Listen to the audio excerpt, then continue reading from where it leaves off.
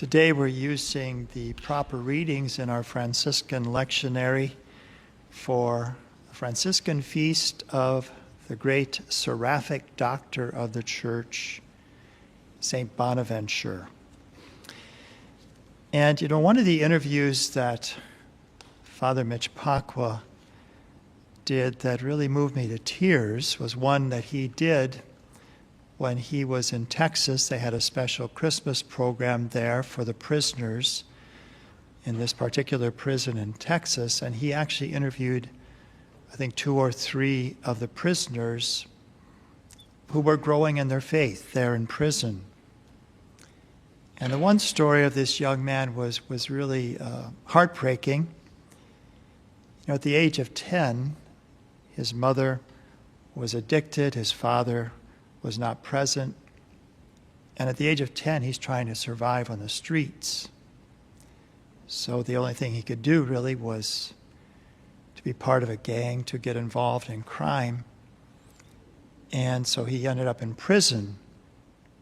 But the surprising thing that he said was that he was happy that happened, because he said, if that hadn't happened, I'd probably be dead.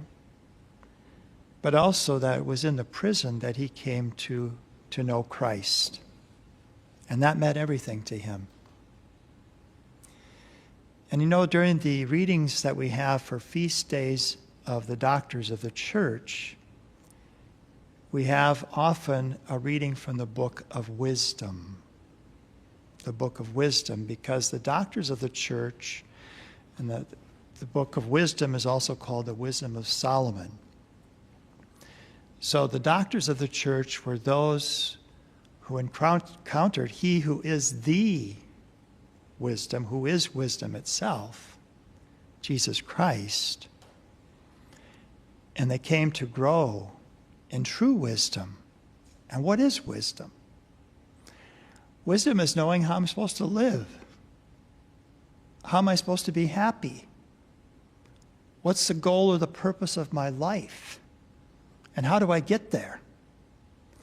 That's what true wisdom is. We have a lot of scientific, technological knowledge, and that's good. It's helpful. I'm an engineer myself in my background. But it doesn't have all the answers that we really need deep down, does it? We want something that gives meaning to our life, a purpose. We want to know why we're here. And how can I be happy? How can I be fulfilled?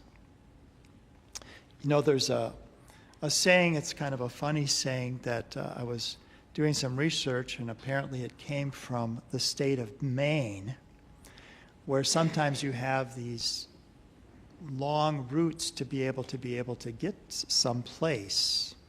There's no easy way, there's no straight way to get there. And the saying is, you can't get there from here.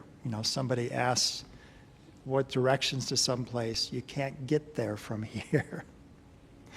And what they're really saying is, that there's really no straight path there, because it's going to take you a long, circuitous route to be able to arrive there. You can't get there from here. But this is one of the things that St. Bonaventure teaches us. He was sent as a young man before he had entered the Franciscan order. He was sent to the renowned place of study in Europe, the University of Paris. He was a student there, as well as St. Thomas Aquinas. And it was there that he encountered the Franciscans, and he entered the Franciscan order, drawn and attracted by their way of life.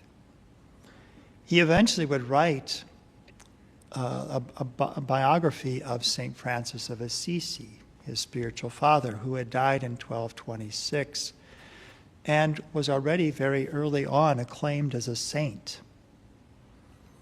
And in the beginning of his biography, he says that he felt obligated to do this, because if he didn't, it would be a sign of ingratitude. Because he says, as a young man, St. Francis saved me from the jaws of death.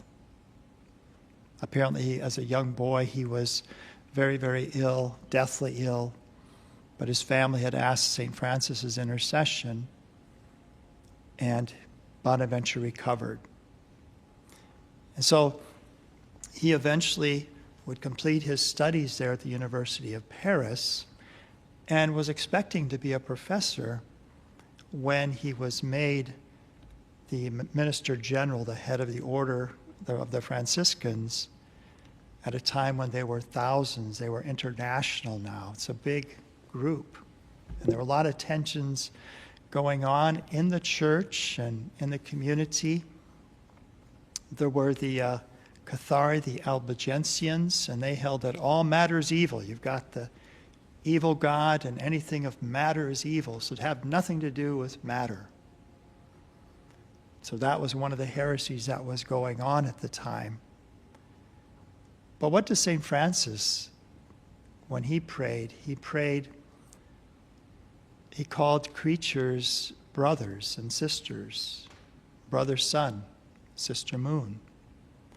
Why? Because we have the same creator, God who made everything, and that we can see something of the artist himself in the things he has made, his power, his beauty, his order, his activity. We can see all these things as we look at the beauty of creation in this time of the summer here in the northern hemisphere, that we could even more, I think, perceive the light that emanates from his creation of the things that God has made.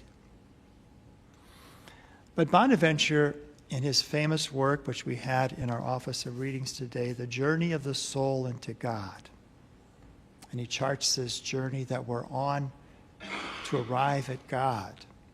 So we're looking outside of ourselves at creation. We look within our souls, and we see that we're made in the image of God, and by his grace elevated to his likeness, even more so. We see that in the lives of the saints. We put halos on them because there's a certain radiance of God's light in them. They're the light of the world. Christ is the light, but they too, as the gospel said, are the light of the world. But then we begin then to look at God himself as one and three. And we try to get our minds around that, but we can't get there. We can know something about God who is one and who is three, but we just can't get our mind around that whole truth of who God is. And this is the Franciscan insight. This is Bonaventure's beautiful insight in the journey of the soul into God. You can't get there from here. You got to be pulled up. You can't get there without prayer, asking for wisdom to be given to you. You know, even St. James spoke of that. He said, if any of you lacks wisdom, let him ask God, who gives to all generously, and it will be given to him. But let him ask in faith, not with doubt. And so Bonaventure says the same thing, that we must begin by asking God to raise us up.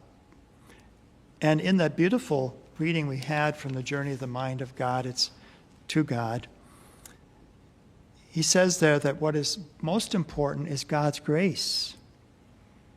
It's sighs of prayer. Yes, we use our minds to do research and try to understand, but sighs of prayer, asking for God's grace, seeking the bridegroom.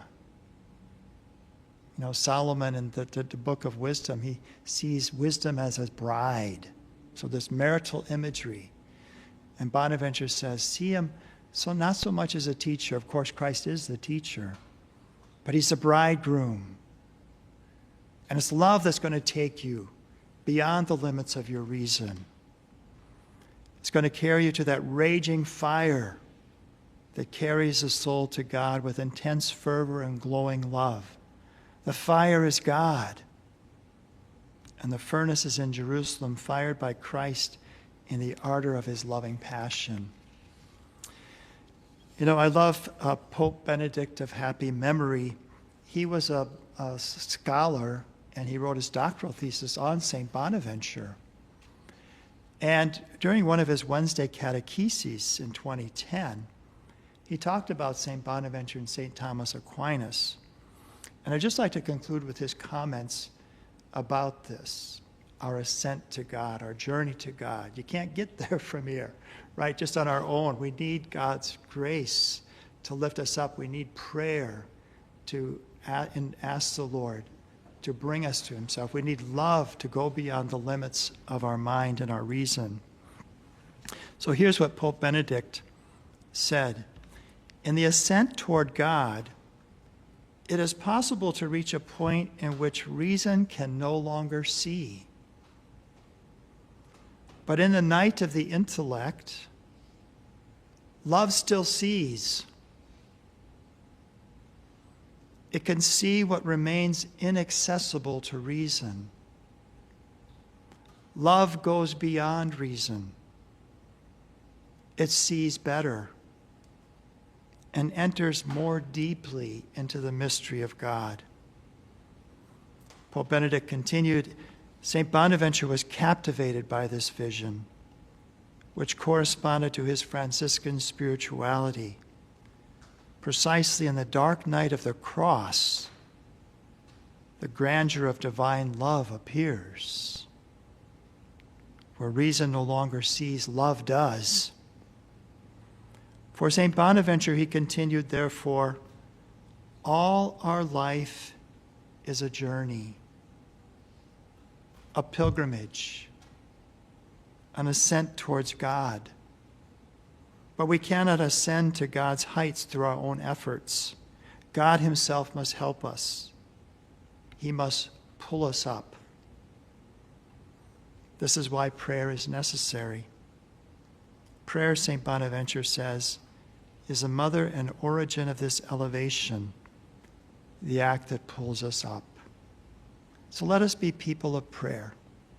This young man that I began speaking of had such a difficult upbringing, and yet he found the one who pulled him up, Christ. It wasn't in anything that he could find outside. That was the answer. It was in looking up. It was in looking to Christ.